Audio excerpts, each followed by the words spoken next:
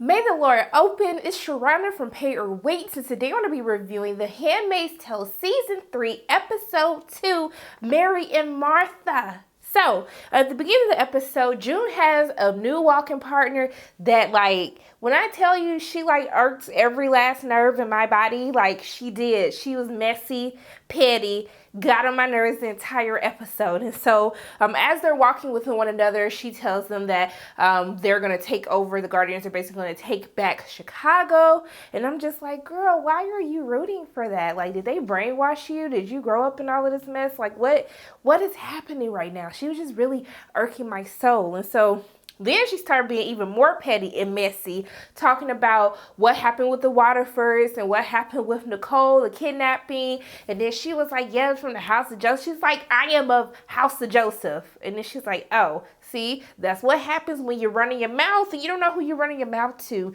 Just zip it. That's what I need you to do going forward.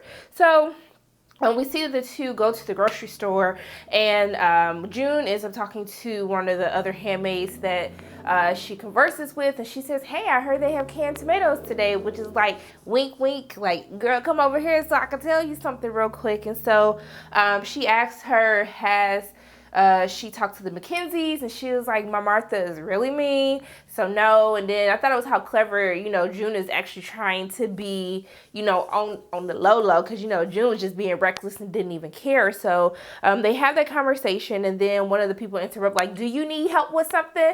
And then she was just like, no. And I was like, see, you was talking for too long. You should have said what you had to say, and then you should have just kept it going. But it's okay. You're making strides to be better, so I'm just going to go ahead and just say, okay, you're going in the right direction, June. So we see that when she comes back after she didn't got on her Martha Beth's nerves because she didn't bring the right type of meat home for the roast, we see that Lydia is waiting for her, also too with Mr. and Miss Commander and Mrs. Lawrence.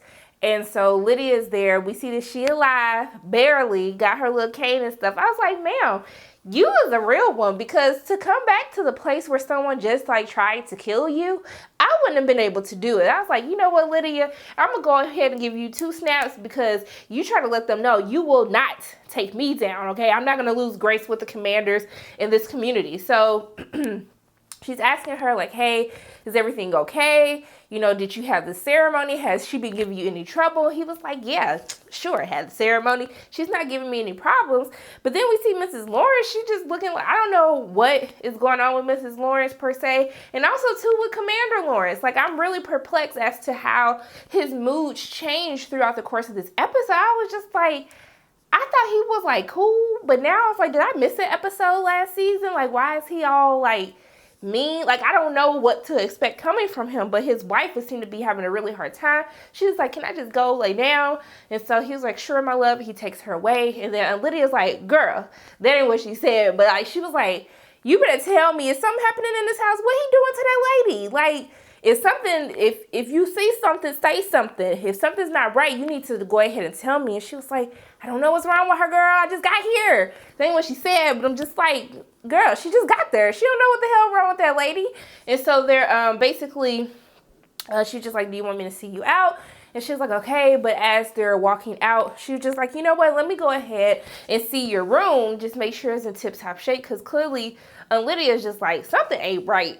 Something ain't right in here. I don't know what it is, but I'm going to get to the bottom of it, okay? So she tries to go upstairs, and I was just like, Lydia, what are you doing, girl? You know you can't walk up those steps.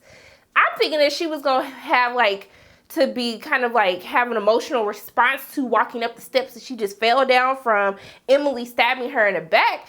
But she just struggling. I was just like, girl, just know your limits. Just go ahead and sit back down. We can do this another day. And then basically when she falls, June's like, we can do this another day. And she was like, don't talk back to me. Don't tell me what to do. And she like shocked her and stuff. She was like, you should be on the wall. I don't even know why they gave you a post. And she's too weak. She shouldn't have given you anything. You should have been dead. And I was like, you know what, Lydia? I mean, I've been saying the same thing, but I'm not rooting on your side, but I didn't understand either. You could tell that Lydia is really struggling with trying to push herself too fast because she takes her job very seriously. She cares about how she looks in everyone's eyes, and she's trying to kind of reclaim her position and try to restore order. And so we see that Commander Lawrence comes down after all of this, and he was just like, I don't know what happened, but she kind of just looked at him. I feel like everyone's afraid of Commander Lawrence because they think he murders people, but I feel like I'm missing something here, and I need them to dive a little bit deeper into that. But he makes this comment like, spare the rod, spoil the handmaid. And I know that's scripture because, my mama told me that every time I got beat, and I got beat a lot, she'd be like, spare the rod, spoil the child. I just like, I don't agree with this, but whatever. So he says that to Lydia, and then she basically leaves, goes away, and then he makes a joke to June, talk about like, I wonder how high of a voltage that is. And I was just like, sir, that ain't funny. Even June just looked at him like, oh, you got jokes? So after that, we see that we cut to Canada, where Luke is having a really hard time connecting with Nicole. You could tell Moira has been taking the brunt of the responsibility of taking care of the baby, and even she tries to like ask him like, do you want to hold her? Do you have time? But Luke is just like, no, I have to go. I'm doing some research and some stuff. I got to take care of some things, just making an excuse not to have to be forced to come into contact with Nicole as much as he possibly can. But we also see that Emily's at the doctor getting her checkup, and we find out that she has fibroids, she has high cholesterol, and also too, her doctor gives her a referral to have like a vaginal, a clitoral reconstruction because of the damage that was done to her in Gilead. And so it just really seems like Emily is still really going through it. It's still kind of like in the shock of everything, but I really love what they're doing with Emily's storyline, because I think it's so important to watch a character such as Emily, who has been through so much throughout the course of these 2 seasons and now into season 3, where she's kind of having to try to block all of that out or not necessarily deal with it. We know that she's being referred to a therapist to talk about it, but a lot of people don't realize that, you're fighting to get to your freedom, but no one really thinks about what happens when I'm free. Like, how do I pick up the pieces? How do I rebuild? How do I start to begin to deal with the trauma that I've been placed through? And so I think it's very interesting to watch her storyline and watch the struggle that she has as she still hasn't made contact with her family yet.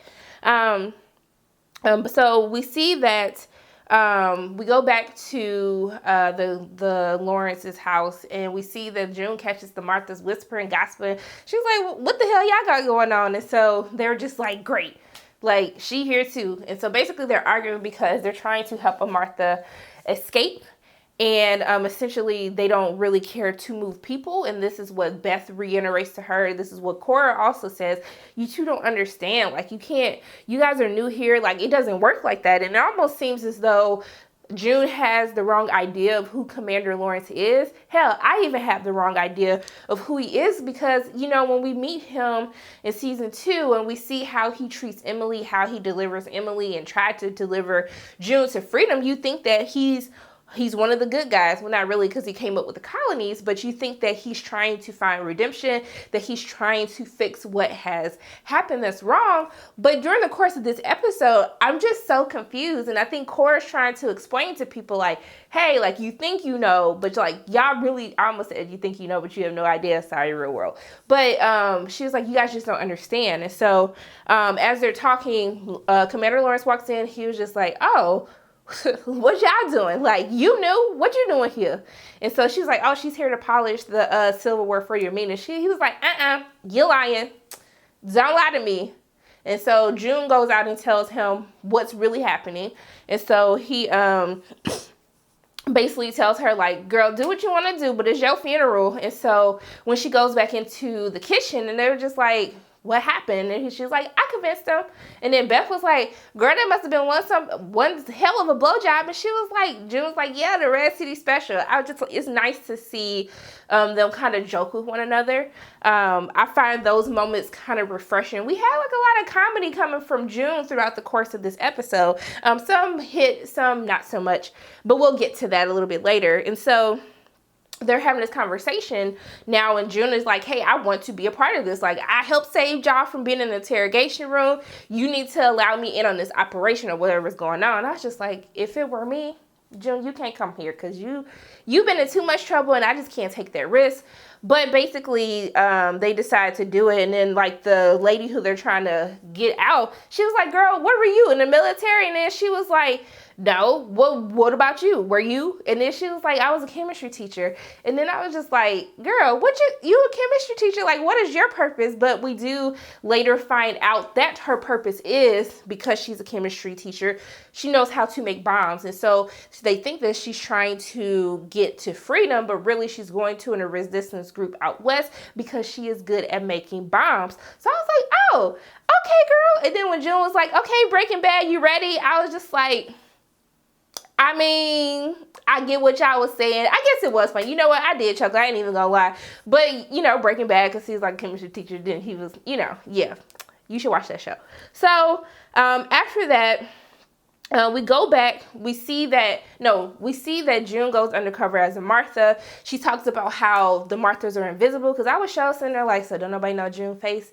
As many times as June then, like, ran away, been plastered everywhere, everyone looking for her. Don't nobody know how June looked. She just walking around in this Martha costume. But she explains and says that, you know, the Marthas, no one pays attention to them. That's why they wear the gray. They're really just like in the background. And the Handmaids, they wear red because they want people to see them. They have attention from everywhere. And so she talks about this as she's going out to this different part of the city where the Handmaids are not allowed, because this is more of an industrial area. They have chemicals, so they don't want the women to be around those chemicals, anything that will prevent them from, you know, becoming pregnant. And so you really get to see like this whole new world. She's looking around, you see people hanging, dead, and it also shows how, even though the Handmaids go through a lot, they're still sheltered from a lot of what happens in Gilead, because they try to keep up this ruse like of, you know, how they should be so happy to be handmaids.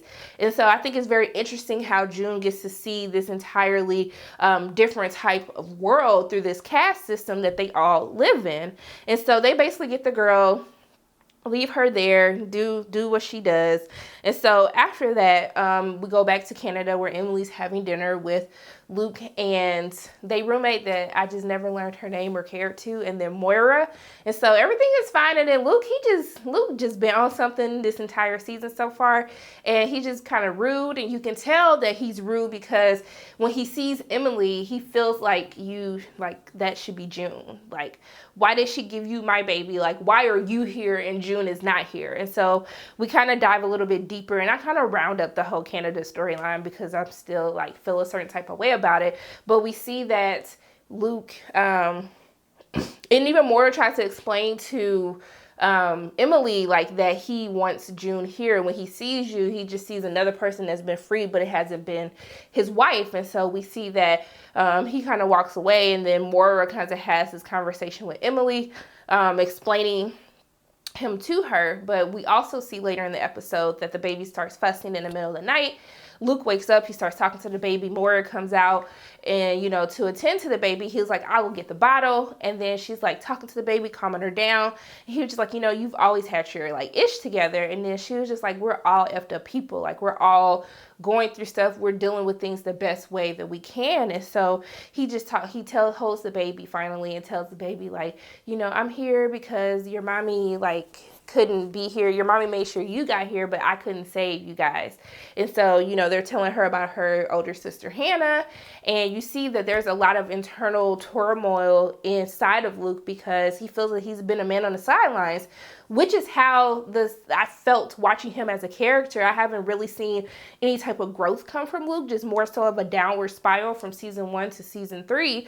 And I really don't understand the Canada storyline. I like what they're doing with Emily's portion of the Canada storyline now, what we get to see from her. But I feel as though Luke and Moira are wasted characters.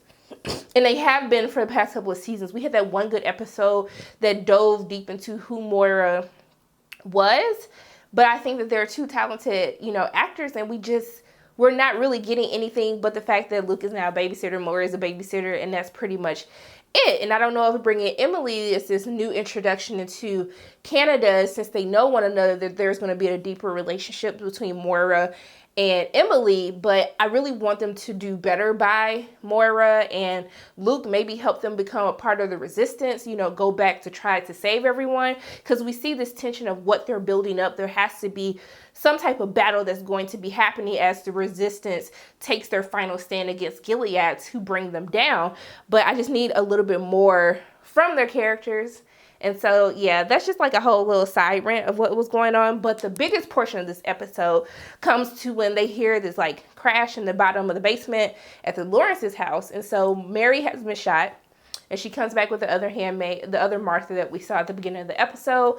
Basically, one of the guardians shot her. I don't know why they brought their behinds back there. But as they're downstairs, Commander Lawrence is like, what is going on? Cora lies. Then June tells him what is happening. She says someone's badly hurt. He was like, get them out of here. Like, no, get them out of my house. And so by the time that happens, the guardian shows up. I'm shook. Everybody shook. Then I'm looking like, what y'all finna do? You got blood on the wall. June trying to get the blood off the walls. Like, girl, you gonna get that out. This is too much. My nerves too bad right now. And so then the girl downstairs, she making way too much noise. She moaned. I was like, girl, I know you got shot, but you got to shut the hell up. That's what June, like, that's what she said. That ain't really how she said it to her. But I was like, y'all, like, you might take her out yourselves because she gonna get y'all in trouble. And so they finally get her to be quiet. June puts her hand over her mouth, but then we realize that she has died. But their only saving grace came from Mrs. Lawrence. When she comes downstairs, it's like, hey, like, has he offered you anything to drink? You know, come in here, I'll go get you something. And she basically says, like, hey, Court, can you clean this up? Can you do this? Like, she tells June, like, go downstairs and figure out what's happening. And so this is why I'm still confused, because I'm just like, so what is wrong with Mrs. Lawrence? Is this a front? Is she making this up? Like, I just need to know more about them and what is happening. And so when Mr. Lawrence comes downstairs, he sees that she's dead. He tells Beth to go upstairs and to attend to Mrs. Lawrence. And then he has a conversation with June, and he was like, well, I guess I was wrong. Like, it wasn't your funeral today. It was somebody else's funeral. And I was like, that's a little too soon, but I mean, I guess it's whatever. So we see that he kind of like snaps on her because she tried to like ask about Mrs. Lawrence, and he was like, do not talk to me about my wife. I ain't gonna lie, y'all, I jumped, I got a little scared. But I need to understand the dynamic. Like, why is he so protective over his wife? What's happening with his wife? Is Mr. Lawrence good? Is he bad? Because I'm really confused at this point. Did I miss an episode? Somebody please let me know. But they also he tells her that women like you are like children, asking for too much, taking without knowing the consequences. And I was just like, you know what? I felt him, because June, I understand, like, she's trying to do the right thing, but she acts and she doesn't think things through. You can tell she just now is starting to do that when she tells the girl, like, hey, you have to still go. Don't make this be for nothing. Like, she died. She knew the risk. Do what you have to do. But I really want June to start thinking about others and understanding how her actions can have bad consequences for other people. And so towards the end of the episode, well, we see that he tells her to clean it up. Beth is helping her take the body. Then when he sees Beth helping June outside, he was like, Beth, come inside. She's going to do this on her own. Basically, like, him trying to teach her, you have to understand consequences, and no one can help you. Like, you have to figure this out on your own. So you see the struggle of her trying to like bury her. And so then we cut to the next day she's back with a walking partner. But before she goes out, I felt like, wasn't it snowing? And then all of a sudden it was just like spring outside, or like a fall outside. I was really confused by the season change. And so she sees Mrs. Lawrence planting flowers, I'm assuming where she buried the girl. And then she meets up with her walking partner, who just get on my everlasting nerves. And she did not disappoint. She was being just as messy, just as petty, talking about the Martha who got away, saying, I hope she gets caught. And they take her eyeball or her ear. And then June is just like, girl, how is old girl doing? You know, the one who died because her handmaid partner pushed her in front of a bus, and then the girl got quiet. I was like, ooh, girl, see, say something again and see what happened. And so that was like one of the other comedic moments of the episode, which I think actually works. And so we end the episode because we see that Emily is at the optometrist. And so the doctor's acting on better or worse. She's having like her eye test where things are getting blurry. She kind of zones out for a moment. And then when she leaves and she has her glasses, she decides that she's going to call her wife. And I guess she wanted to make sure that she had a clean bill of health. She could have still been scared. You know, her and Moira had that conversation that I've seen some of these reunions and it hasn't been like a happy fairy tale ending as people thinks that it might be. And so she calls her wife and her wife answers and she literally stops in the middle of traffic after she hears that Emily is on the phone. People cursing at her. I was like, I thought y'all was from Canada. I didn't think y'all was like cursing at people. Why are you so mad?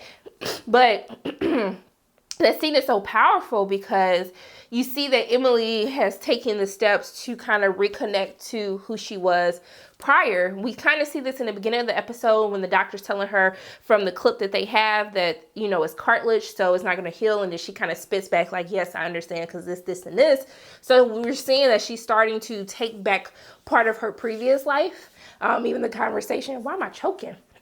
Even the conversation about, you know, how she was a vegetarian before and how they had to just eat whatever they gave them, which led to her high cholesterol. You see that there's this like battle between, you know, who she was prior to Gilead and who she was in Gilead. And so this call really signifies her trying to just go back to the old version of her the best way that she possibly can. But I don't know. You think that her wife got a new boo or something? Because I feel like ain't nobody going to be happy. Like, no one's ever happy. No one ever gets a happy ending on this show. So, like, I'm really interested to see what's going to happen with all of that. Did she find someone else? Did she move on? Like, how's the interaction going to be with the kids? I just need answers to this. But, yeah, so overall, season 3 of Handmaid's Tale, episode 2, Mary and Martha, I thought it was a very interesting episode. It really sets up Emily's journey in Canada. Luke really having to come to terms with having to raise someone else's baby. It's his wife's baby, but it's not his baby. And him really struggling that he can't do anything to help save Hannah and June to like remove them from Gilead. And so they're also setting up this resistance, this battle that's going to have to happen as the Americans try to take down Gilead. And so I think it's very interesting where we're headed. Overall, it's a very decent episode, and I can't wait to see episode 3. So those are my thoughts on The Handmaid's Tale season 3, episode 2. As always, my name is Sharonda from Pay Your Weights, and if you like what you saw today, make sure you hit the like button, hit subscribe, share this video with your friends, and make sure you hit that notification bell, and may the Lord open, or what is it? How do they say the goodbye? I think it's may the Lord open. No, that's how they greet people. I don't know, y'all. I'm gonna remember that. I think I messed it up again, but it's okay. I'm gonna see y'all soon.